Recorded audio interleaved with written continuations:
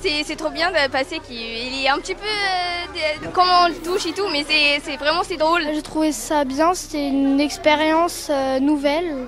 Maintenant je sais que j'ai plus peur des serpents. C'est vraiment un contact que j'avais jamais eu. Les seuls contacts avec les serpents que j'ai eu, ils étaient morts. Pour moi, c'est une passion, donc les serpents, j'adore ça. Du coup, c'est un petit rêve. Donc c'est un animal qui est très peu connu et du coup, il fait peur. Et moi, une de mes passions, c'est de faire ce que je fais aujourd'hui, c'est de présenter justement les serpents, des serpents qui sont naturellement manipulables, comme les deux que j'ai là, qui permettent aux gens donc d'approcher des animaux dans des bonnes conditions et justement de dédramatiser un peu le serpent. C'est un animal qui fascine et qui fait peur, comme beaucoup d'animaux. Donc les gens, c'est vrai, ils ont envie de découvrir cet animal. Et je prends le python royal qui est là, par exemple, a quand même permis à beaucoup de personnes qui avaient peur de pouvoir approcher un serpent et elles l'ont fait. Et après, elles repartent avec un grand sourire parce qu'elles ont vaincu une peur.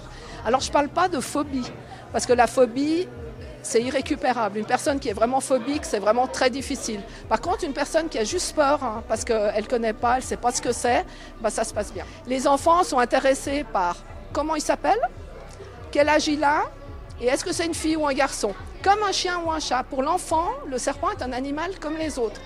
L'adulte, il va me poser, est-ce qu'il va me mordre? Est-ce que vous lui avez arraché les dents? Ça, c'est quelque chose qu'on me pose souvent. On n'arrache pas les crochets à un serpent parce que c'est le mutilé, c'est le condamné à mort. Donc on peut le faire dans des lieux touristiques où ils arrachent les dents à des cobras pour les faire danser. Mais si le cobra meurt, c'est pas grave, on va en chercher un autre. Autrement, non. Alors il y a des salons comme Reptilion qui aura lieu en avril, où je serai de nouveau à la pédago, où je permets de faire ce qu'on fait aujourd'hui de nouveau. Il y a certains vivariums, quand il n'y a pas trop de monde, qui permettent aussi au public d'approcher des serpents. Autrement, chez les passionnés, si vous en connaissez. On a tout un cycle de conférences et d'expositions qui sont prévues. On va avoir par exemple une conférence sur les microcristaux.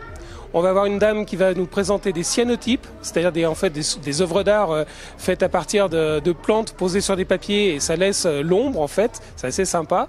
Donc on a tout ça de prévu déjà jusqu'au printemps et puis ça s'enrichit régulièrement. On va avoir des tas d'événements de ce genre-là.